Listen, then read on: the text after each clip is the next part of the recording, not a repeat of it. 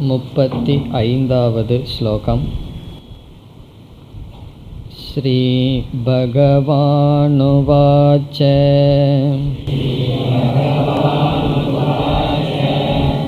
அசம்சயம் மகாபாஹோ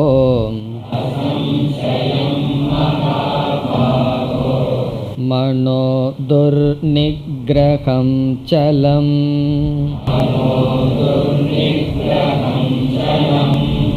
அப்யாசேன து கௌந்தேய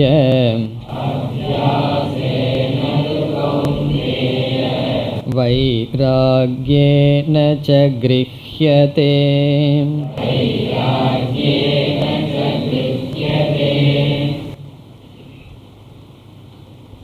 அர்ஜுனன்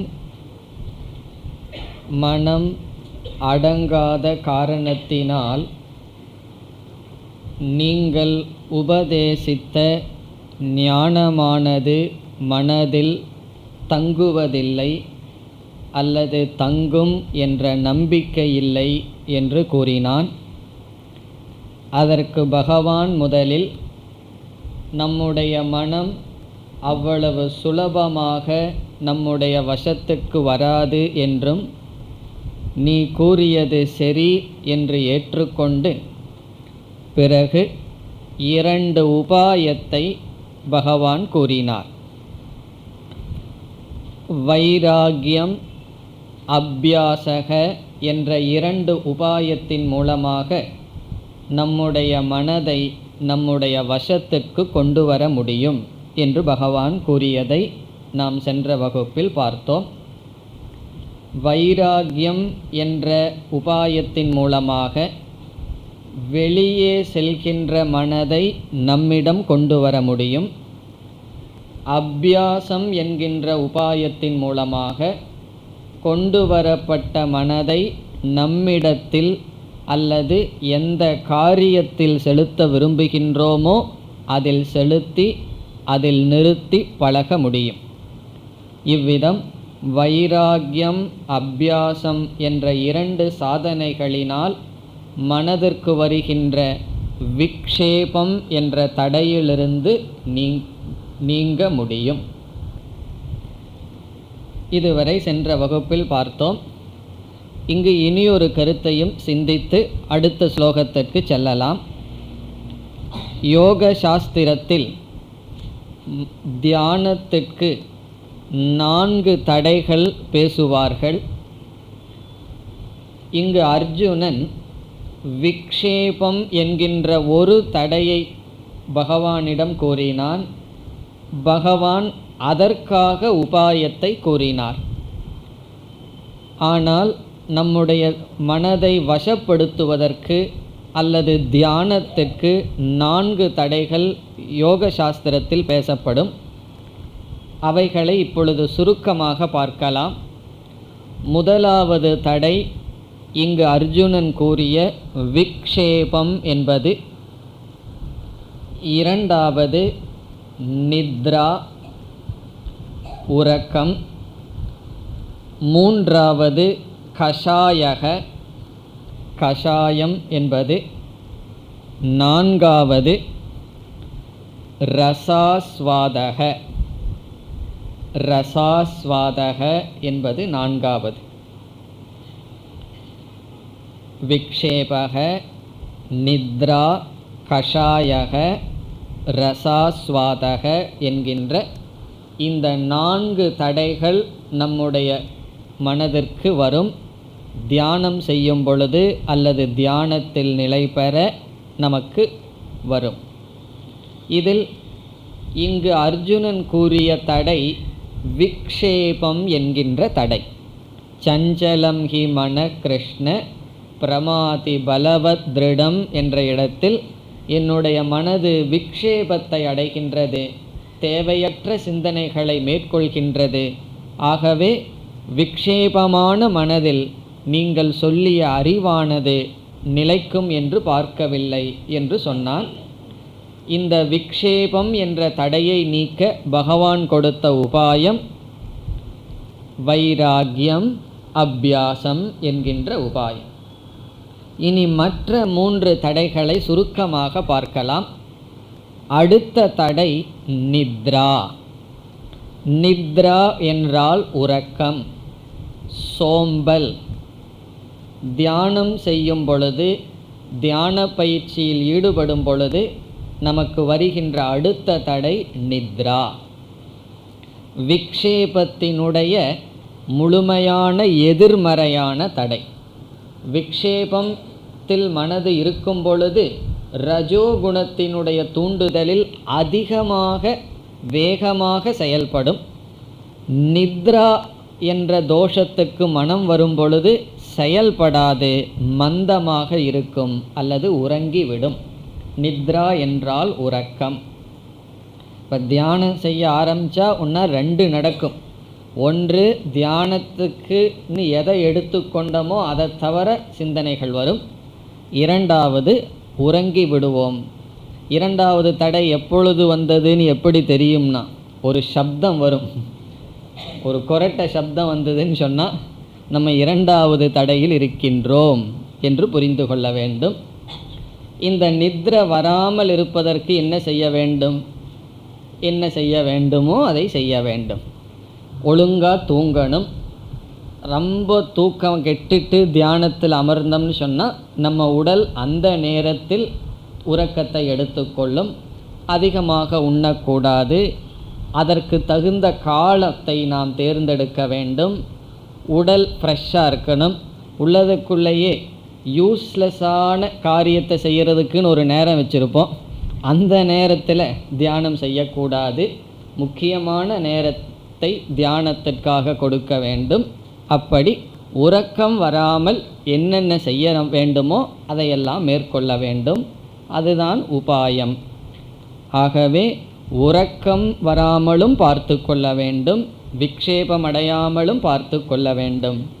இனி அடுத்த 3வது தடை கஷாயக. கஷாயம் என்றால் நம்முடைய மனதிற்குள், குறிப்பாக ஆழ்ந்த மனதிற்குள் வாசனைகள் இருக்கின்றன. வாசனைகள் என்றால் நாம் வாழ்ந்த வாழ்க்கையின் விளைவாக பதிந்த சம்ஸ்காரங்கள் உள்ளே இருக்கின்றன. ஆழ்ந்த மனதிற்குள் வாசனைகள் இருக்கின்றது. உள் மனதிற்குள் நாம் விவகாரத்தில் ஈடுபட்டு கொண்டிருக்கும் பொழுது நாம் வெளிமனதோடே வாழ்ந்து வருகின்றோம். நம்முடைய மனதுக்குள்ள என்ன இருக்குன்னு நமக்கே தெரியவில்லை. காரணம் என்ன? நாம் உள் மனதில் வாழவில்லை, மேலோட்டமான மனதில் வாழ்ந்து கொண்டு வருகின்றோம். தியானம் என்ற சாதனையில் ஈடுபடும் பொழுது மேலோட்டமான மனதிலிருந்து நாம் உள் மனது நமக்கு அறிமுகப்படுத்தப்படுகின்றது. அதாவது வெளி விஷயத்தில் எந்த விக்ஷேபங்களும் சிந்தனைகளும் இல்லை. அப்பொழுது என்ன நேரிடும் என்றால், நமக்கு உள் இருக்கின்ற வாசனைகள் மெதுவாக வெளியே வர ஆரம்பிக்கும். அந்த உள் இருக்கின்ற வாசனைகள் வெளியே வந்து மனதிற்கு தடையாக இருக்கும், தியானம் என்கின்ற செயலுக்கு தடையாக இருப்பதைத்தான் கஷாயம் என்று சொல்லப்படுகின்றது. வாசனைகளினுடைய வெளிப்பாடு, வாசனைகள் வெளியே வந்து நம்முடைய மனதை செயலோட்டாமல் வைத்திருக்கும். அதற்கு பெயர் கஷாயம். அந்த நிலையில் நம்முடைய மனநிலை எப்படி இருக்கும் என்றால், ஒரு செயலையும் செய்ய தோன்றாது. அதே சமயத்தில் விக்ஷேபமும் இருக்காது, உறக்கமும் இருக்காது. உற்சாகமாக தியானத்தில் ஈடுபடவும் மாட்டோம். மனதினுடைய ஸ்தப்தி பாவக என்று சொல்வார்கள். கஷாயம் என்பதற்கு ஸ்தப்தி பாவக. ஸ்தப்தி பாவகன்னு சொன்னால் மனது ஜடத்தை போல் ஆகிவிடும். ஜடத்தை போல் என்றால் எது செய்வதற்கும் நமக்கு உற்சாகம் இருக்காது. மூட் அவுட் அப்படின்னு எல்லாம் சொல்கிறோம் அல்லவா, அப்படி ஆகிவிடும். ஒன்றுமே செய்கிறதுக்கு தோன்றலையே, இன்னைக்கு கிளைமேட் சரியில்லை, டே சரியில்லைன்னு சொல்லுவார்கள், நாள் சரியில்லைன்னு சொல்வார்கள். அது நாள் சரியில்லாத கோளாறல்ல, நம்முடைய கஷாயம் உள்ளே இருக்கின்ற சில சம்ஸ்காரங்கள் வெளியே வந்து மனதை செயல்படுத்தாமல் இந்த விருத்து போயிருதுன்னு சொல்வார்கள். கை காலில் எல்லாம் இரத்த ஓட்டம் இல்லாத பொழுது எப்படி இருக்கின்றதோ அப்படி மனதுக்கு வருகின்ற நிலை, அதுக்கு பேர் கஷாயம். இப்போ இதற்கு என்ன செய்ய வேண்டும்? இப்படி வந்தால் இந்த தடையிலிருந்து நீக்க என்ன செய்ய வேண்டும்? உபாயம் என்னவென்றால் பொறுமையாக இருத்தல் தான் உபாயம். இதற்கு உபாயம் இல்லைன்னு தெரிந்து கொள்வதுதான் உபாயம். இப்போ மனது வாசனையினுடைய வசத்தினால கொஞ்சம் செயல்படாமல் இருக்கின்றது, சரி அப்படியே விட்டு விடுவோம் என்று சாட்சி பாவத்தில் பேசாமல் இருப்பது தான். அப்போ என்ன செய்தாலும் தப்பாக தான் பண்ணுவோம். அப்போ என்ன பண்ணுறதுன்னா, எதையாவது தப்பாக பண்ணிட்டு இருக்கிறத விட ஒன்றும் செய்யாமல் பேசாமல் விட்டு விட வேண்டும். பிறகு என்ன ஆகும்னா கொஞ்ச நேரத்தில் சரியாகி விடும். இப்போ கஷாயத்துக்கு என்ன சொல்யூஷன்னா, ஒரு சொல்யூஷன் இல்லை, பேசாமல் இருக்கிறது தான். சளி பிடிச்சா என்ன பண்ணணும்னா பேசாமல் இருந்துரு, ஒரு வாரம் உயிரோடு இருந்தீங்கன்னா அது போயிடும், அவ்வளோதான். டைமு தான், காலம்தான். அப்படி கஷாயத்துக்கு என்ன சொல்யூஷன்னா கொஞ்ச நேரம் அப்படியே இருந்து விட்டால், அல்லது வேறு ஏதாவது புஸ்தகத்தை படிக்கிறதோ ஏதாவது காரியத்தை மாற்றி நாம் அப்படியே விட்டுவிட வேண்டும். அது கஷாயம். இப்போ மனதுக்கு வருகின்ற ஒரு விதமான மந்த நிலை, அது கஷாயம். இப்போ விளக்காசிரியர் சொல்கிறார்கள், இந்த நிலையையே சில பேர் சமாதி என்று நினைத்து விடுவார்கள். அந்த தப்பையெல்லாம் செய்யக்கூடாது. ஏன்னா ஒரு விதமான செயலை இல்லாமல் மந்தமாக இருந்ததுன்னா இது தியானத்தில் நாம் உச்ச நிலையை அடைந்து விட்டோம்னெல்லாம் நினைத்து விடுவோம். அது கிடையாது. இது நம்முடைய வாசனையினுடைய தாக்குதலினால் வருகின்ற நிலை. இந்த தடையெல்லாம் நமக்கு வராது. ஏன் தெரியுமோ? அந்த அளவுக்கு தியானம் பண்ணாத்தேனே. தியானம் பண்ணினா தான் இந்த தடைகளெல்லாம் நமக்கு வரும். இந்த தடைகள் வர்ற அளவுக்கு நம்ம முயற்சியில் இருந்திருந்தால் தான் இந்த தடைகளெல்லாம் நம்ம புரிந்து கொள்ள முடியும். இனி இதை விட அடுத்த ஒரு தடை, அது நமக்கு புரியவே புரியாது. இப்படி ஒரு தடை இருக்குது, அதுக்கு ஒரு சொல்யூஷன்னு சொல்லி அது என்னென்னு பார்ப்போம். அதனால தான் இதை சுருக்கமாக பார்க்க போகிறோம். ரசாஸ்வாதக. ரசாஸ்வாதக என்றால் தியானம் செய்து கொண்டு இருக்கின்ற நம்முடைய மனம் அமைதியை அடைந்து விட்டது, முழுமையான அமைதியை அடைந்து விட்டது. அப்பொழுது அந்த அமைதியையே அனுபவிக்கின்ற புத்தி நமக்கு வந்துவிடும், அதையே சுவைக்கின்ற புத்தி நமக்கு வந்துவிடும். அப்படி அந்த அமைதியை சுவைக்க ஆரம்பித்து விட்டால் அந்த அமைதியானது சென்றுவிடும். இப்போ ரசாஸ்வாதகனா மனதினுடைய அமைதியான நிலையிலும் நமக்கு அந்த மனதிடமும் வைராக்கியம் தேவை. அப்படி இல்லாமல் அந்த அமைதியான மனதை அமைதியை அனுபவிக்க ஆரம்பித்தால் எதை அனுபவிக்கின்றோமோ அது மிக விரைவில் சென்றுவிடும். ஒரு ஸ்வீட்டை பார்த்துட்டு இருந்தால் நல்லா இருக்கும், பார்த்துட்டே இருக்கிற வரைக்கும் நல்லா இருக்கும். அதை அனுபவிக்க ஆரம்பித்தா என்ன ஆகும்னா சீக்கிரம் தீர்ந்து விடும் அல்லவா? அதே போல மனதினுடைய அமைதியை அனுபவிக்கவும் கூடாது. பிறகு என்னன்னா அந்த அமைதியை நாம் சாட்சியாக இருந்து பார்க்க வேண்டும், அதை சுவைக்க கூடாது. அப்படி சுவைத்தால் மனம் கலைந்து விடும்.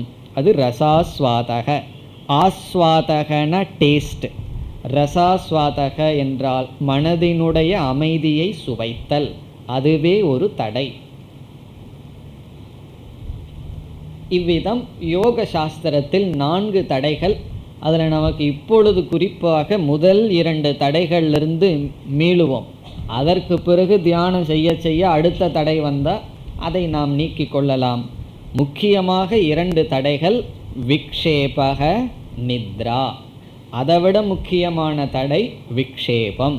இந்த விக்ஷேபங்கிற ஒன்று தான் முக்கியமான தடை. நித்ரா, உறக்கம், அதை நம்ம ஏதாவது செய்து நீக்கிவிடலாம். ஆனால் விக்ஷேபம் என்பது மனதினுடைய சுபாவம், அதை நாம் முயற்சியுடன் நீக்க வேண்டும். அதைத்தான் பகவான் அபியாசம் வைராகியம் என்ற சாதனையினால் நீக்க முடியும் என்று கூறினார். மீண்டும் பகவானே கூறுகின்றார் 36வது ஸ்லோகம். असंयतात्मना योगः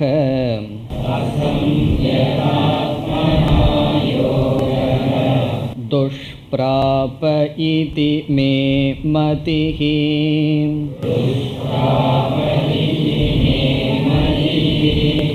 वश्यात्मना तु यतता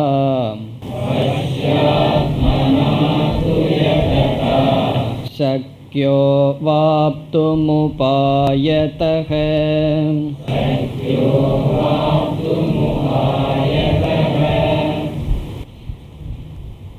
இங்கு பகவான் மனதை முயற்சியுடன் வசப்படுத்தவில்லை என்றால் கண்டிப்பாக ஞான நிஷ்டை அடைய முடியாது என்று கூறுகின்றார். மனதை வசப்படுத்துவது என்பது கடினம், அதில் சந்தேகமில்லை. அதை வசப்படுத்த உபாயம் இருக்கின்றது.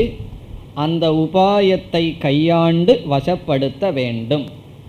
அப்படி வசப்படுத்தவில்லை என்றால் இங்கு கூறிய சமதர்சனம் அல்லது சர்வாத்ம பாவம் அல்லது பிரம்ம தர்சனம் கண்டிப்பாக நிலைக்காது என்று இந்த கருத்தில் பகவான் உறுதியாக இருக்கின்றார். சில காரியங்களெல்லாம் செய்யலாம், சிலதெல்லாம் செய்யாமல் விட்டு விடலாம். அப்படி மனதை வசப்படுத்துவது ஆப்ஷனல். ஆப்ஷனல்லாம் என்ன? அது ஒரு விகல்பம். நம்மிடம் அதுக்கு சாய்ஸ் இருக்குது, செய்யலாம் செய்யாமையும் இருக்கலாம் என்பதெல்லாம் கிடையாது. செய்துதான் ஆக வேண்டும் என்று கூறுகின்றார். அதை எப்படி கூறுகின்றார்? எதிர்மறையாக பேசுகின்றார். மனதை வசப்படுத்தாதவனுக்கு ஞானத்தில் நிஷ்டை இல்லை என்று கூறுகின்றார். ஸ்லோகத்திற்குள் சென்றால், அசம்யதாத்மனா யோகः. இங்கு யோகः என்ற சொல்லுக்கு பொருள் தியானம் அல்லது ஞான நிஷ்டா அல்லது பிரம்ம தர்சனம். இங்கு பகவான் கூறிய ஆத்மௌபம்யேனன்னு சொன்னார். அப்படி சமதர்சனம், சமமாக எல்லா ஜீவனையும் பார்த்தல் அல்லது ஞானத்தில் நிலை பெறுதல் என்பது, அல்லது நிதித்தியாசனம் என்கின்ற தியானம் யோகக என்ற சொல்லில் சொல்லப்படுகின்றது. இந்த யோகக என்னவாம்? அடுத்த சொல் முதல் சொல்ல விட்டிருக்கின்றோம். யோகக துஷ்பிராபக. துஷ்பிராபக என்றால் பிராப்தும் அசக்யக, அடைய முடியாது. யோகக நிதித்தியாசனம் அல்லது ஞான நிஷ்டை. துஷ்பிராபக, துஷ்பிராபகன பிராப்தும் துக்கம், முடியாது, அடைய முடியாது. யாரால் யாரால் அடைய முடியாது? முதல் வரியில் முதல் சொல் அசம்யதாத்மனா. சம்யதம் என்றால் வசப்படுத்துதல், கட்டுப்படுத்துதல். அசம்யதம் என்றால் கட்டுப்படுத்தாத. ஆத்மா என்ற சொல்லுக்கு இங்கு பொருள் அந்த கரணம், மனம். அசம்யதாத்மனா என்றால் கட்டுப்படுத்தாத மனதை உடையவனால். அசம்யதாத்மனா என்பதற்கு பொருள் வசப்படுத்தாத மனதை, வசப்படுத்துகின்ற உபாயத்தை செய்யாமல் வசப்படுத்தாத மனதை உடையவனால், கட்டுப்பாடில்லாத மனதை உடையவனால் ஞான நிஷ்டை என்பது துஷ்பிராபக, இயலாது. ஈதி, இதி என்றால் என்பது. மே மதிஹி, மே என்றால் என்னுடைய, மதிஹி கருத்து, என்னுடைய கருத்து. தன்னுடைய வசப்படுத்தாதவனுக்கு, தன்னுடைய மனதை வசப்படுத்தாதவனுக்கு ஞான நிஷ்டை என்பது இயலாது என்பது என்னுடைய கருத்து. மே மதிஹி, இங்கு மதிகினா என்னுடைய ஒப்பீனியன், என்னுடைய கருத்து. பிறகு மதிகிங்கிறத ஒரு ஆசிரியர் சம்மதிகின்னு சொல்கிறார். என்னுடைய சம்மதி என்றால் இதுதான் நான் ஏற்றுக்கொண்டது. நான் ஏற்றுக்கொண்ட கருத்து என்ன? பகவான் சொல்கிறார், மனதை வசப்படுத்தாதவனுக்கு ஞான நிஷ்டை இல்லை. இப்படி சொன்ன உடனே கேட்பவர்களுக்கு என்ன ஏற்படும்? அப்போ ஞான நிஷ்டையே கிடைக்காதா என்று நினைக்கும் பொழுது இரண்டாவது வரியில் சொல்கிறார், இங்கு சொன்ன உபாயத்தின் மூலியமாக வசப்படுத்தினால் கண்டிப்பாக ஞான நிஷ்டையை அடையலாம். அதை இரண்டாவது வரியில் சொல்கின்றார். வஷ்யாத்மனா, வஷ்யாத்மனா என்றால் வசப்படுத்தியவனால். இங்கும் ஆத்மா என்ற சொல்லுக்கு மனம், அந்தக்கரணம் என்பது பொருள். வஷ்யக என்றால் வசப்படுத்திய. வஷ்யாத்மனா வசப்படுத்திய மனதை உடையவனால். பிறகு யததா, தூன்னு ஒரு சப்தம் இருக்குது. தூங்கிற சப்தம் எதை குறிக்கின்றது? வசப்படுத்தியவனுக்கும் வசப்படுத்தாதவனுக்கும் உள்ள வேறுபாடு. வசப்படுத்தாதவனால் ஞான நிஷ்டை அடைய முடியாது. ஆனால், இந்த தூ என்றால் ஆனால், வசப்படுத்தியவனால். அடுத்த சொல் யததா. யததா என்றால் முயற்சி செய்பவனால், முயற்சி செய்பவனால். இனி இரண்டாவது வரியில் இருக்கிற கடைசி சொல்ல எடுக்கணும். உபாயதக. உபாயதக என்றால் இங்கு குறிப்பிட்ட உபாயத்தை கொண்டு முயற்சி செய்பவனால். இங்கு சொல்லப்பட்ட உபாயத்தின் மூலமாக முயற்சி செய்பவனால், வசப்படுத்தியவனால். என்ன முயற்சி செய்யறன்னு சொல்லி எதையோ செய்து கொண்டிருந்தால் போதாது, இங்கு சொல்லப்பட்ட உபாயத்தின் மூலமாக முயற்சி செய்ய வேண்டும். உபாயத்தின் வழியாக வசப்படுத்தி இருக்க வேண்டும். அதற்குள்ள உபாயம் மறந்துவிடவில்லையே. என்ன உபாயம்? ரெண்டு சொன்னார். வைராகியம் அபியாசக என்ற வைராகிய அபியாசாபியாம் யததா வஷ்யாத்மனா. வைராகியம் அபியாசம் என்ற முயற்சியினால், உபாயத்தினால் முயற்சி செய்து தன்னுடைய அந்தக்கரணத்தை வசப்படுத்தியவனால் என்ன ஆகுமாம்? சக்கியக அவாப்தும். அவாப்தும் என்றால் அடைய, சக்கியக என்றால் முடியும், அடைய முடியும். முதல் வரியில் இருக்கிற யோகங்கிற சொல்லை மீண்டும் எடுத்துக்கொண்டு யோகக அவாப்தும் சக்கியக, ஞான நிஷ்டையானது அடைய முடியும், யோகத்தை அடைய முடியும். இப்போ முதல் வரியில் என்ன சொன்னார்? மனதை நெறிப்படுத்தாதவனால் ஞான நிஷ்டை அடைய முடியாது, மனதை நெறிப்படுத்தியவனால் ஞான நிஷ்டை அடைய முடியும். அர்ஜுனனுடைய கேள்வி என்ன, பகவானுடைய பதில் என்ன என்பதை நாம் பார்த்தோம். கடைசியாக பகவான் சர்வாத்ம தர்சனத்தை சொல்லி எல்லா ஜீவராசிகளுக்குள் உன்னையும் என்னையும் பார்க்க வேண்டும் என்றெல்லாம் சொன்னார். அர்ஜுனன் எப்படிப்பட்ட மாணவனாக இங்கு இருந்தான்? சொன்னது புரியாமல் இருக்கின்றவனாக இல்லை. நீங்கள் சொன்ன சர்வாத்ம பாவம் எனக்கு புரிகின்றது, ஆனால் இந்த அறிவில் நான் நிலை பெறுவதை நான் பார்க்கவில்லை. காரணம், என்னுடைய மனதினுடைய சுபாவத்தினால். என்னுடைய மனதினுடைய சுபாவத்தினால் உங்களுடைய அறிவு எனக்குள் நிலைக்கும் என்று நான் நம்பவில்லை என்றான். அதற்கு பகவான் என்ன பதில் சொன்னார்? உண்மைதான், மனம் அப்படிப்பட்ட சுபாவத்துடன் தான் இருக்கின்றது. ஆனால் அபியாசம் வைராகியம் என்ற உபாயத்தினால் மனதை வசப்படுத்தலாம். பிறகு மீண்டும் எச்சரித்தார், வசப்படுத்தியவனுக்குத்தான் ஞான நிஷ்டை, ஞானமும் ஞான நிஷ்டையும், வசப்படுத்தாதவனுக்கு ஞான நிஷ்டை இல்லை என்று சொன்னார்.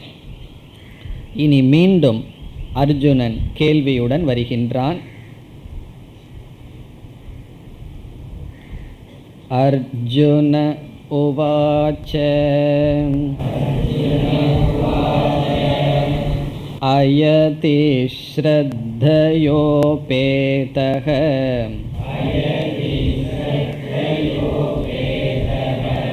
யோகாச்சலிதமானசஹ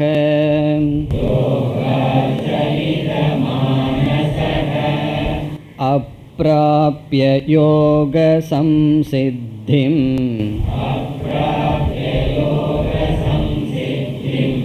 காம் கதிம் கிருஷ்ண கச்சதி.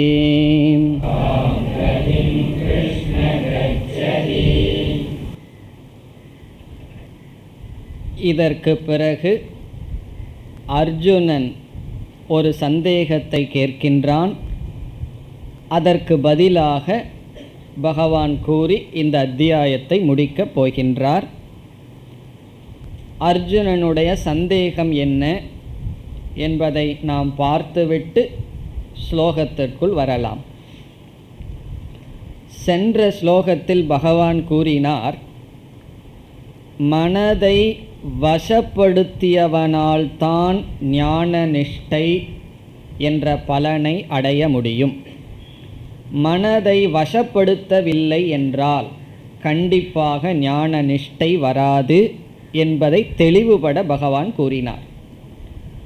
நீ என்னுடைய நண்பனாக இருக்கின்றாயே, உனக்கு மட்டும் கொஞ்சம் கன்செஷன் கொடுக்குறேன், மனசை நீ எப்படியோ வச்சுட்டாலும் உனக்கு மோட்சத்தை கொடுக்குறேன்னெல்லாம் பகவான் காம்ப்ரமைஸ்னு சொல்லுவோமே, அதெல்லாம் செய்யவில்லை.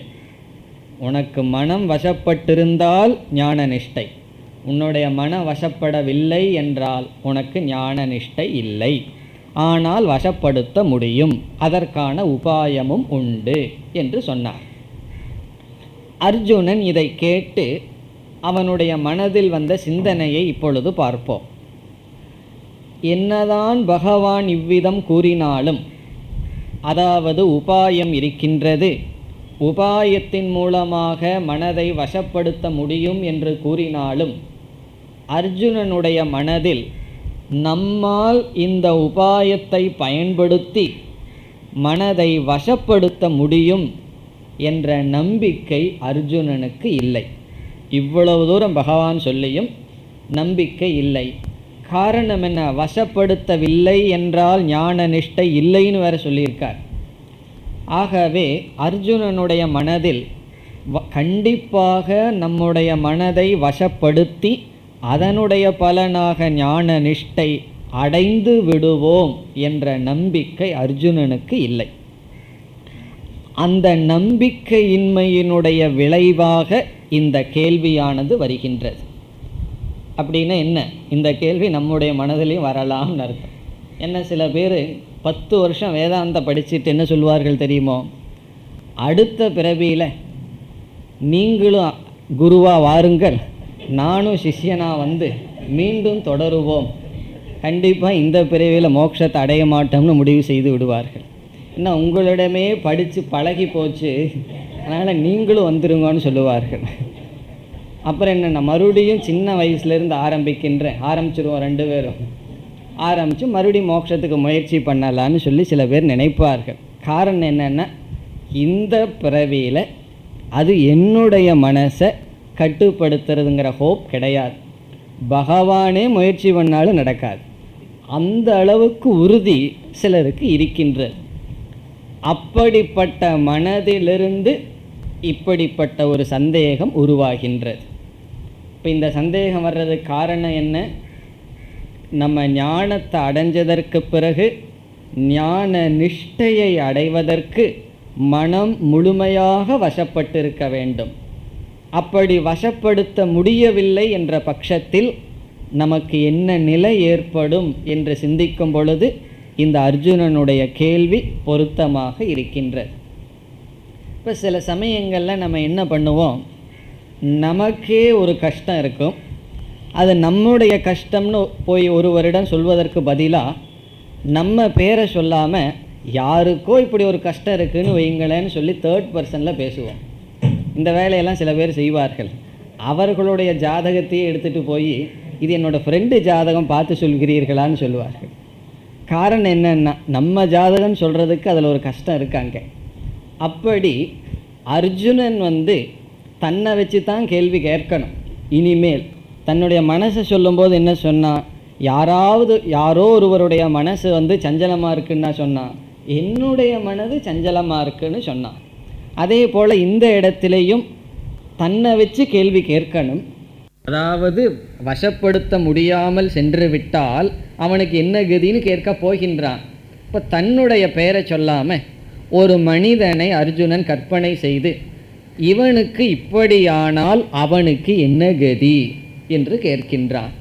அதற்கு பகவான் அவனுடைய கதியை சொல்ல போகின்றார். இப்பொழுது அர்ஜுனன் ஒரு மனிதனை கற்பனை செய்கின்றான், ஒரு சாதகனை. இந்த சாதகன் இதெல்லாம் செய்து வந்துள்ளான், இந்த நிலையில் இதை செய்ய தவறிவிட்டான், அவனுடைய நிலை என்ன என்பது அர்ஜுனனுடைய கேள்வி. இப்போ அவனுடைய கேள்வியை பார்ப்பதற்கு முன் எப்படிப்பட்டவனை அர்ஜுனன் இப்பொழுது கற்பனை செய்கின்றான், எப்படிப்பட்ட மனிதனை அர்ஜுனன் கற்பனை செய்கின்றான் என்று பார்ப்போம். கற்பனை செய்கின்றான்னா அப்படிப்பட்டது சம்பவிக்கத்தான் போகின்றது, அது முழுமையான கற்பனை அல்ல, நடக்க போகிறதைத்தான் அர்ஜுனன் கேட்கின்றான். அர்ஜுனனுடைய கற்பனை முழுமையானது அல்ல. இப்படி ஒரு சூழ்நிலை வந்தால் என்ன நிலை என்பது அர்ஜுனனுடைய கேள்வி. ஒரு சாதகன் இருக்கின்றான், அவன் கர்மயோகம் செய்து சித்த சுத்தியை அடைந்து ஓரளவு தியானம் அல்லது உபாசனம்ங்கிற சாதனையை செய்து ஓரளவு மன ஒருமுகப்பாட்டையும் அடைகின்றான். பிறகு அவனுடைய சித்த சுத்தியின் பொருட்டு அவனுக்கு முமுட்சுத்துவம் ஏற்பட்டு வேதாந்தத்திற்கு வருகின்றான். சில நாட்கள் சிரவணம் செய்கின்றான். சிரவணம் செய்து பிறகு ஓரளவு மனனமும் செய்து ஞானத்தை அடைந்து விடுகின்றான். உண்மை என்ன, பிரம்மந்தான் சத்தியம், ஜெகத் மித்யா என்கின்ற ஞானத்தை அடைந்து விடுகின்றான்.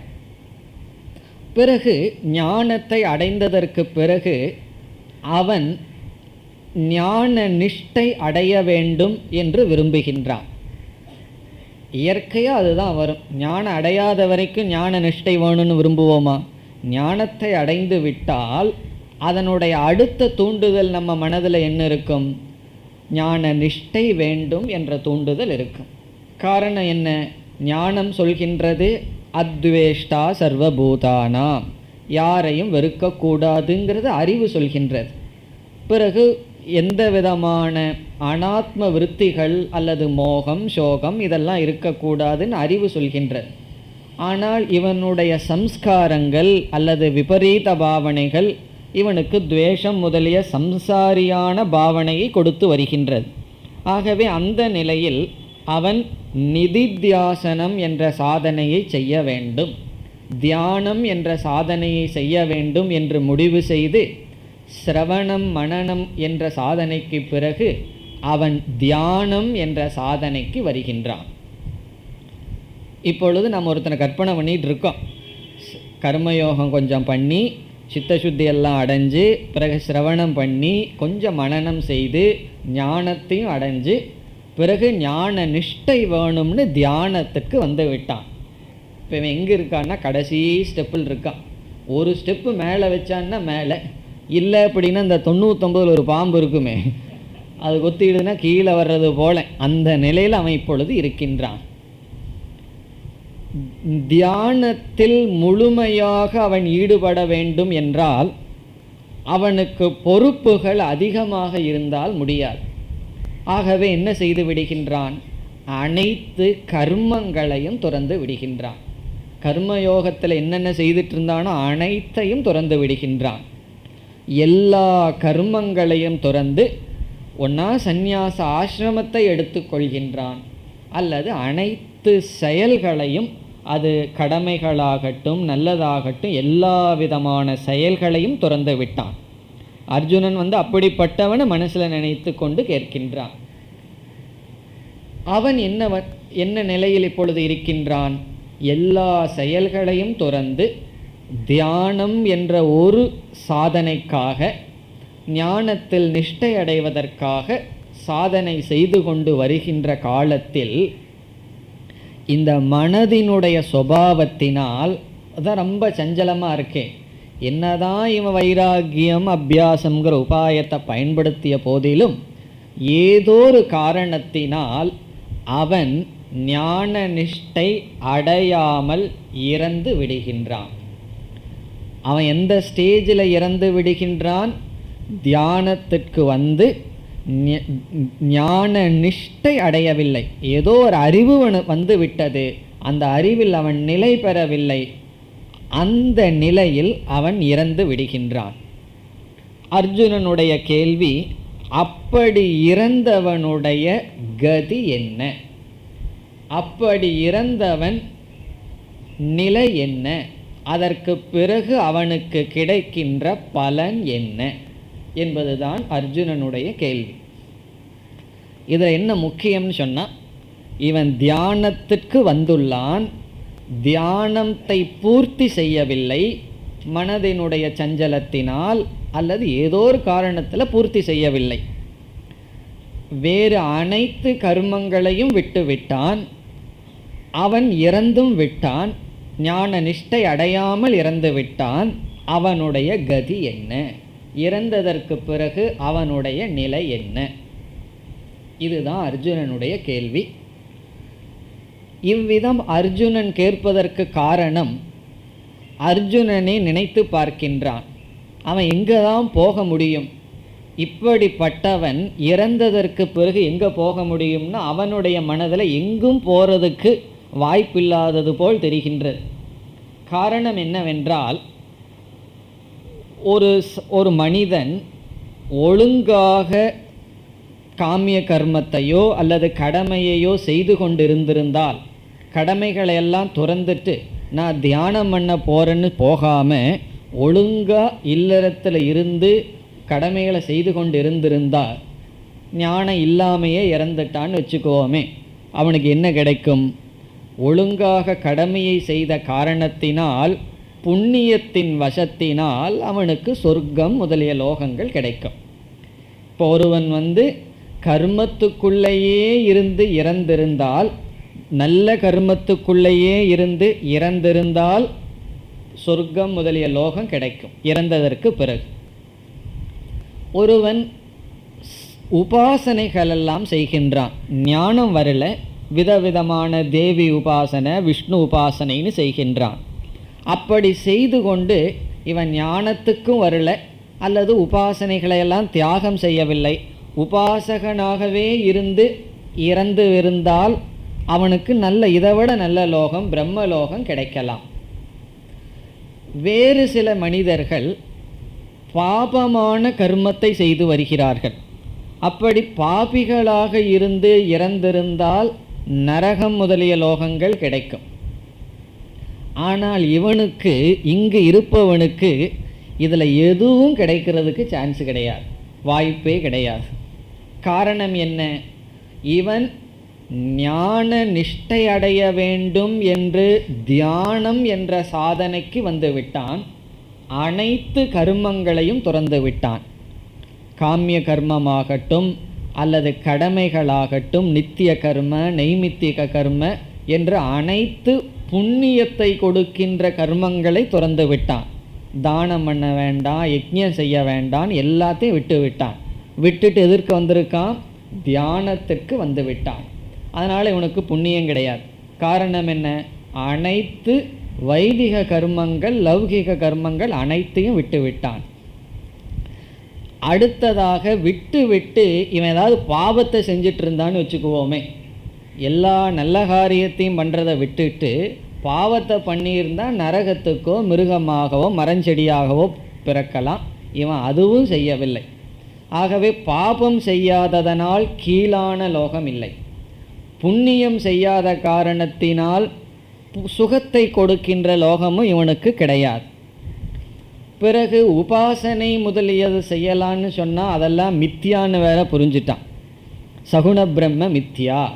சில பேர்த்துக்கு முதல் கிளாஸ் வந்த உடனே இனிமேல் சகுண பிரம்மத்தையே வழிபட வேண்டாம்னு தோணிடும். காரணம் என்ன? வேதாந்தத்தில் என்ன சொல்கிறோம்? நிர்குண பிரம்மந்தான் சத்தியம்னு சொல்லிவிட்டோம். அதனால் அவன் சகுண பிரம்மத்தை நினச்சா அது மித்தியாவாச்சே பொய்ன்னு சொல்லி உபாசனையும் பண்ணுறதில்லை. உபாசனையும் செய்யாமல் பிரம்மலோகங்கிற லோகத்துக்கும் வழி கிடையாது. சரி, ஞான நிஷ்டை அடைஞ்சிருந்தா மோட்சத்துக்கு போயிருக்கலாம், அதுவும் கிடையாது.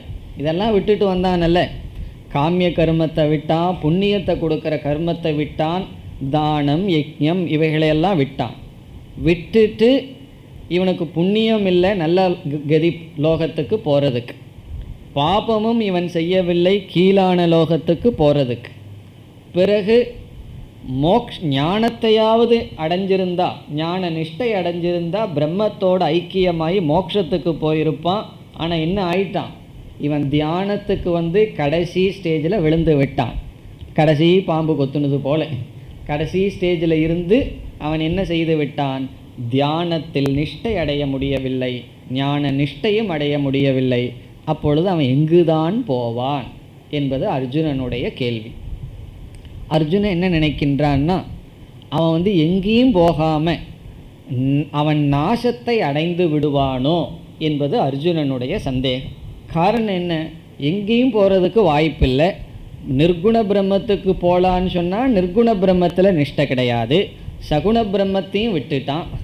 இருக்கிறது 2 பிரம்ம, சகுண பிரம்மத்தையும் விட்டுட்டு நிர்குண பிரம்மத்தையும் விட்டுட்டு சகுண பிரம்மத்துக்காக கர்மம் பண்ணியிருந்தால் சொர்க்கம், அதை குறித்து தியானம் பண்ணியிருந்தால் பிரம்மலோகம், அதுவும் கிடையாது. இப்போ எல்லா சகுண பிரம்மனும் அவன் மேலே கோபமாக இருக்கும். காரணம் என்ன, நமக்காக இவன் யஜ்ஞம் பண்ணுறதில்ல, பூஜை பண்ணுறதில்ல, எல்லாத்தையும் விட்டுட்டான், விட்டு கண்ணை மூடி உட்காந்துட்டே இருக்கான். முன்னெல்லாம் பூஜை பண்ணிகிட்டு இருந்தான், தீபம் ஏற்றி வச்சுட்டு இருந்தான், இப்போ ஏதோ ஞான தீபம்னு சும்மா உட்காந்துட்டு இருக்கான் அப்படின்னு சகுண பிரம்மெல்லாம் இவனை கண்டுக்காது. சரி, நிர்குண பிரம்மமாவது எடுத்துக்கலான்னு சொன்னால் இவனுடைய மனசு சஞ்சலத்தில் நிஷ்டையும் அடையலை, எங்கே தான் இவன் போவான் என்பது அர்ஜுனனுடைய கேள்வி. அர்ஜுனன் யாரை நினச்சிட்டு கேட்குறான், நம்ம எங்கே போவோம் அப்படின்னு நினைக்கிறான். ஆனால் நான் சொல்லலை, அப்படி ஒருவன் இருந்தால் அவனுடைய கதி என்ன, அதுதான் அர்ஜுனனுடைய கேள்வி.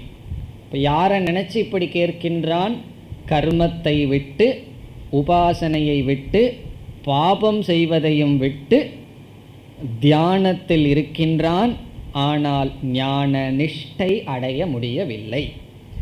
அவனுடைய கதி என்ன? 3 ஸ்லோகத்தில் அர்ஜுனன் கேள்வி கேட்கின்றான். பிறகு பகவான் பதில் சொல்ல போகின்றார் அவனுக்கு என்ன கதி என்று. இனி அர்ஜுனனுடைய கேள்விக்குள் செல்லலாம். முதலில் நாம் எப்படிப்பட்டவன் என்று இதுவரை பார்த்தோமோ அவனை அர்ஜுனன் வர்ணிக்கின்றான்.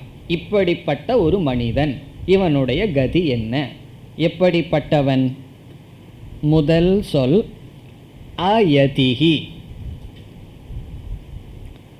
யதிஹி என்றால் முயற்சி செய்பவன், அயதிஹி என்றால் அல்பயத்தனவான், அறகுறையான முயற்சி செய்தவன். முழுமையாகவே முயற்சியை பூர்த்தி செய்தவன் அல்ல, அறகுறையாக முயற்சி செய்தவன். அயதிஹி என்றால் இவனுடைய முயற்சி முழுமையடையவில்லை, முழுமையடையாத முயற்சியை உடைய மனிதன். இப்போ அயதிஹிங்கிறது அந்த மனிதனை குறிக்கின்றது. அறகுறையான அல்லது பூர்த்தி செய்யாத முயற்சியை உடையவன். ஆபல உதயம் பிரயத்தன ரகிதக. ஆபல உதயம் சொன்னால் முயற்சி தன்னுடைய பலனை கொடுக்கும் வரை செய்யாதவன், தன்னுடைய பலனை கொடுக்கும் வரை முயற்சி செய்யாதவன். அயதிஹி இங்கே ஆங்கிற சொல் அல்பத்தை குறிக்கின்றது. யதின்னு சொன்ன முயற்சி, அயதிஹி என்றால் அறகுறையான முயற்சியில் ஈடுபட்டவன். இப்போ சில பேர் கிணறு வெட்டுற மாதிரி பாதி வெட்டுவார்கள், பிறகு என்ன ஆகும்னா இனி தண்ணி வராதுன்னு விட்டு விடுவார்கள். அவர்கள் என்ன சொல்லலாம், அயதிஹி பாதி முயற்சி செய்தவர்கள். இது எதை குறிக்கின்றது என்றால், தியான யோகத்தில் ஈடுபட்டு கொண்டிருக்கும் பொழுது முழுமையான முயற்சியை தியானத்தில் செய்யாதவன். இப்போ தியான யோகத்தில் இருக்கான், நிதித்தியாசனங்கிற சாதனையை பண்ணுறேன், அபியாச வைராகியத்தினால மனசை என்னிடம் கொண்டு வர்றங்கிற செயலில் அவனுடைய முயற்சியானது நிறைவு பெறவில்லை. அயதிஹிங்கிறது எந்த முயற்சியில் இவனுக்கு குறை இருக்கின்றது, மனதை வசப்படுத்தி நிதித்தியாசனங்கிற சாதனையில் இவனுக்கு குறை இருக்கின்றது. ஏன் அவனுக்கு குறை வந்தது? பல காரணங்கள் சொல்லலாம். ஒரு காரணம் இவன் கர்மயோகம், உபாசனை, சிரவணம், மனனம்னு நிதித்தியாசனம்னு போகும்போது என்ன ஆச்சுன்னா, வயது ஒரு 85 ஆயிடுதுன்னு வச்சுக்குவோமே. ஏன்னா ஆரம்பித்ததே 70. இப்போ 70 ஆரம்பித்த என்ன ஆகும்னா, ஆகவே அயதி முயற்சி குறைவாக இருப்பதற்கு ஒரு காரணம் கால அபாவாத், அவனுக்கு போதிய காலம் இல்லை. பிராரப்தம் அதோட முடிஞ்சிடுது. அவனுக்கு இருக்கிற பிராரப்தம் முடிந்து விட்டது. அதனால் அவனுடைய முயற்சிக்கு போதிய காலம் இல்லை. இப்போ எக்ஸாமினேஷனில் சில குழந்தைகள் ஆன்சர் தெரிஞ்சிருக்கும், தேவையில்லாததுக்கு அதிக நேரத்தை ஸ்பெண்ட் பண்ணிட்டு கடைசியில் என்னாச்சுன்னா எழுதுவதற்கு காலம் இல்லை. அறிவு இருக்குது, முயற்சி பண்ண முடியும், எல்லாம் இருக்குது. ஆனால் ஏன் அந்த கொஸ்டினுக்கு ஆன்சர் முழுமையாக பூர்த்தி செய்யவில்லை? ஒரு கேள்விக்கு பதிலை ஏன் முழுமையாக பூர்த்தி செய்ய முடியவில்லை? கால அபாவா, அங்கே டைம் இல்லாமல் போச்சு.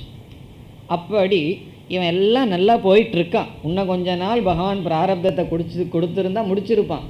அதுக்குள்ளே என்ன ஆச்சுன்னா, யமதர்மராஜா பாவம் இவன் நிதித்தியாசனம் பண்ணிக்கிட்டு இருக்கான், விட்டு வைக்கலான்னெல்லாம் விடமாட்டார். நேரம் போச்சுன்னா கூட்டிகிட்டு போயிடுவார். ஆகவே என்ன ஆச்சுன்னா பிராரப்தம் முடிஞ்சது. ஆகவே அவனுடைய முயற்சி பூர்த்தியாகவில்லை. அது ஒரு காரணம். இனி ஒரு காரணம், இவனுக்கு வாசனைகளினுடைய வசத்தினால், இவனுக்குள் இருக்கிற வாசனைகள் இருக்கே அதனுடைய வசத்தினால் இவனுடைய முயற்சியை இவன் பூர்த்தி செய்ய முடியவில்லை.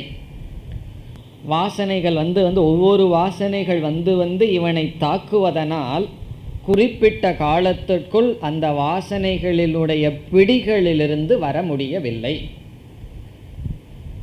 பாஹ்ய வாசனா வசாத்துன்னு ஒரு ஆசிரியர் சொல்றார். வாசனா வசாத்துனா அவனுக்குள் தடைகள் அதிகமாக இருக்கின்றது. காலம் அவனுக்கு ரொம்ப இருக்கு, ஆனால் என்னன்னா அவனுக்குள் இருக்கின்ற தடைகள் ரொம்ப இருக்கு. இப்போ என்ன ஆகுதுன்னா கடைசி வரைக்கும் அவனுடைய முயற்சி பூர்த்தியாகவில்லை. நம்மெல்லாம் சிலரை பார்க்கலாம், அப்படி பல வருடங்கள் உண்மையை அடையணும்னு முயற்சி செய்து கொண்டே இருப்பார்கள். எல்லா விதத்திலும் நல்லவர்களாக இருப்பார்கள். ஆனால் அவர்களுடைய வாசனைகளே அவர்களுடைய முன்னேற்றத்திற்கு தடையாக இருக்கும். பிறகு இனி ஒரு ஆசிரியர் சொல்றார், விசித்திர விக்னாத்துங்கிறார். விசித்திரம்னா நம்மளால சொல்ல முடியாத விதவிதமான தடைகள் இருக்கலாம். அதனால் அது எதுன்னே நம்மளால சொல்ல முடியாதான். ஒவ்வொருத்தருக்கும் ஏதோ ஒரு தடைகள் விடும். ஒவ்வொரு ஸ்டேஜ்லேயும் விக்னங்கள், தடைகள் வரும். ஸ்ரேயாம்சி பகுவிக்னானிங்கிறது பிரசித்தம். நல்ல காரியத்தை ஆரம்பித்தாதான் விக்னம் வரும். கெட்டு போகலான்னு முடிவு செய்யுங்கள், அடுத்த நிமிஷமே வந்துடுவார்கள் உதவி செய்வதற்கு. ஆனால் நல்லது செய்யலான்னு முடிவு செய்யுங்கள், அடுத்த நிமிஷமே விக்னம் கொடுக்கறதுக்கு வந்து விடுவார்கள், தடை சொல்வதற்கு வந்து விடுவார்கள். காரணம் என்ன? நல்லதுக்குத்தான் தடைகள் அதிகமாக இருக்கு. அப்படி விசித்திர விக்னாத்னா நம்ம வாயில் சொல்ல முடியாத அல்லது ஏதோ ஒரு தடைகள், அது எப்படி வேண்டுமானாலும் வரலாம்.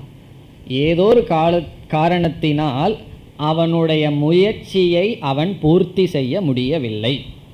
முயற்சியே செய்யாமலும் அவன் இல்லை, செய்துள்ளான். ஆனால் ஞான நிஷ்டைக்கு போதிய அளவு அவனிடம் முயற்சி இல்லை. அதுதான் அயதிகி. அடுத்த சொல் ஸ்ரத்தையா உபேதக. ஸ்ரத்தையோபேதக, ஸ்ரத்தையா ஸ்ரத்தையுடன், உபேதக கூடியவன். இப்படிப்பட்டவன் முழுமையான ஸ்ரத்தையுடன் கூடியவன். ஸ்ரத்தையா உபேதக, உபேதகன கூடியவன்.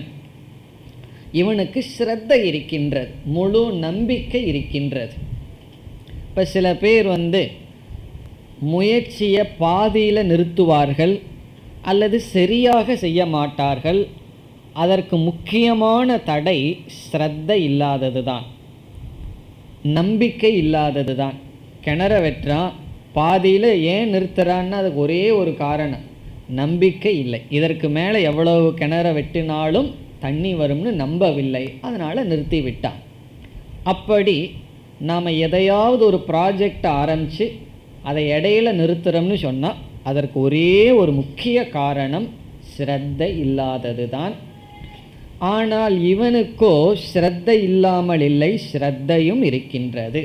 இப்போ ஸ்ரத்தையுடனும் கூடியவன், ஆனால் கர்ம வசத்தினாலோ கால வசத்தினாலோ ஏதோ ஒரு வசத்தில் அந்த முயற்சியை நிறைவு செய்ய முடியவில்லை. பரிதாபத்துக்குரியவன் அர்த்தம். இவன் கவனக்குறைவினால் இல்லை, ஏதோ ஒரு வசத்தினால் அவன் பூர்த்தி செய்ய முடியவில்லை. இனி எதில் ஸ்ரத்தை என்றால், ஞான நிஷ்டையினால் மோக்ஷம் உண்டு, நிதித்தியாசனம் பூர்த்தியானால் கண்டிப்பாக மோக்ஷம் உண்டு என்ற விஷயத்தில் ஸ்ரத்தை உடையவன். இப்போ ஸ்ரத்தை எதுலேன்னு சொன்னால், ஞானேன ஏவ மோக்ஷக இத்தியத்ர திருட விஸ்வாசக. விஸ்வாசகன நம்பிக்கை, திருட விஸ்வாசம்னா திருடமான நம்பிக்கை. எதில் இருக்கும்?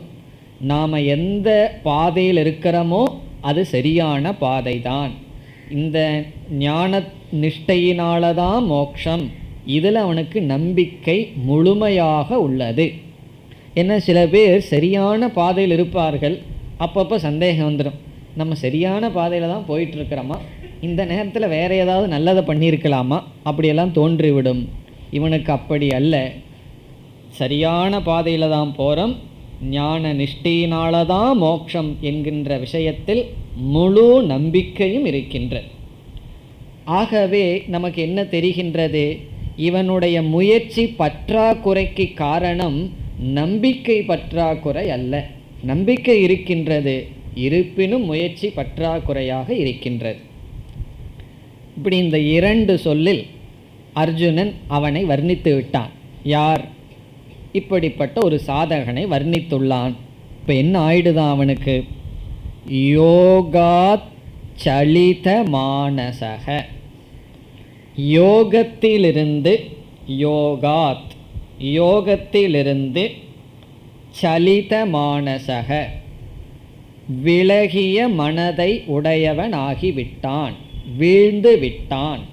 சலித மானசக என்றால் வீழ்ந்து விட்டான், யோகத்திலிருந்து நழுவி விட்டான். இந்த இடத்துல மரண காலே, கடைசி காலத்தில் அவன் யோகத்தில் இருந்து வீழ்ந்து விட்டான், அந்த ஞானத்தில் நிற்க முடியவில்லைன்னு அர்த்தம். இங்கு யோகம் என்றால் ஞான நிஷ்டை, சலித மானசக என்றால் ஞான நிஷ்டையிலிருந்து வீழ்ந்து விட்டான். கடைசி காலத்தில் பிரம்மனை நினைக்கிறதுக்கு பொதுவாக எதையோ அந்த பூர்வ வாசனையில் எதோ யாராவது கடன் கொடுத்துருப்போம், கடன் வாங்கியிருப்போம், இதெல்லாம் நினைக்க ஆரம்பிச்சிட்டான்னு அர்த்தம். சலித மானசகன்னு என்ன ஆச்சு? அனாத்ம விஷயங்களெல்லாம் உள்ளே பூந்து விட்டது. கடைசி காலத்தில் பிரம்ம வர்றதுக்கு பொதுவாக வேற ஏதோ அவனுடைய அனாத்ம வாசனைகளில் அவன் இருந்து விட்டான். முழுமையான ஞான நிஷ்டை அவன் அடையவில்லை. இங்கு யோகத்திலிருந்து விலகிவிட்டான்னு சொன்னால் கடைசி காலத்தில் என்ன, இந்த கேள்வியெல்லாம் இறந்ததற்கு பிறகு என்னங்கிறது தான். கடைசி காலத்தில் அவனுடைய மனநிலை என்ன ஆகிவிட்டது? யோகத்திலிருந்து வழுவி விட்டது. ஒரு துறவி இருந்தார், அவர் ரொம்ப தபஸ் செய்தவர், ரிஷிகேஷுக்கு அந்த பக்கம் இருந்தார். தனிமையில் ஒரு இடத்துக்கு போயிட்டார். நல்லா படித்தவர் தான், ரொம்ப வயதும் ஆகலை, அவருக்கு ஒரு 45 என்னமோ வயது தான். அந்த இடத்துக்கு யாரும் வர முடியாது, அப்படிப்பட்ட இடத்துக்கு போயிருந்தார். ஒரு விதமான நோய் அவருக்கு வந்து விட்டது, டயேரியாவோ போல் இந்த மாதிரி நோய் வந்து விட்டது. அவர்னால் எந்திரிச்சு ஹாஸ்பிட்டலுக்கு வரணும்னா 40-50 கிலோமீட்டர் நடந்து வரணும். ஒன்றும் வழி கிடையாது, மருந்து கிடையாது. அப்படி ஒரு 20 நாள் 30 நாள் அப்படியே கிடந்திருக்கார். ஏதோ தண்ணியை குடிச்சிட்டு கஷ்டப்பட்டுருக்கார். பிறகு எப்படியோ பொழைச்சி வந்துட்டார். அவர் சொன்னார், அந்த 30 நாள் இருக்கே ஒரு நிமிடம் கூட பிரம்ம ஞாபகத்துக்கு வரல, வந்ததெல்லாம் டாக்டர் தான் ஞாபகத்துக்கு வந்தார். மருந்து கிடைக்குமா, டாக்டர் வருவாரா, எப்படி பொழைக்கிறது? அப்போ சொன்னார், இந்த உடலில் உபத்திரம்னு வந்து விட்டால் அப்போ தான் தெரியுது எவ்வளவு தூரம் சாஸ்திரம் உள்ளே போயிருக்குங்கிறது அப்பொழுதுதான் தெரிகிறதுன்னு சொன்னார். அப்படி கடைசி காலத்தில் ஒரு கஷ்டம் வந்துடுதுன்னு வச்சுக்கோமே, எல்லாம் நல்லா இருக்கிற வரைக்கும் வேதாந்தம் ஓகே. அதாவது ஒன்று மாறி போச்சுன்னா அப்படியே முழு வேதாந்தம் பறந்து விடுகின்றதே. அதைத்தான் சொல்கிறான் சலித மானசக. முழுமையான அந்த முயற்சி பூர்த்தி அடையவில்லை, அவனுடைய மனம் அப்படி சென்று விட்டது. பிறகு அவன் மோட்சத்தை அடைய முடியாது. மோட்சத்தை அடையாமல் அவன் என்ன கதிக்கு போவான் என்பது 2வது வரியில் வருகின்றது. அடுத்த வகுப்பில் பார்ப்போம். ஓம் பூர்ணமத பூர்ணமிதம் பூர்ணாத் பூர்ணமுதச்யதே பூர்ணஸ்ய பூர்ணமாதாய பூர்ணமேவாவசிஷ்யதே. ஓம் சாந்தி சாந்தி சாந்தி.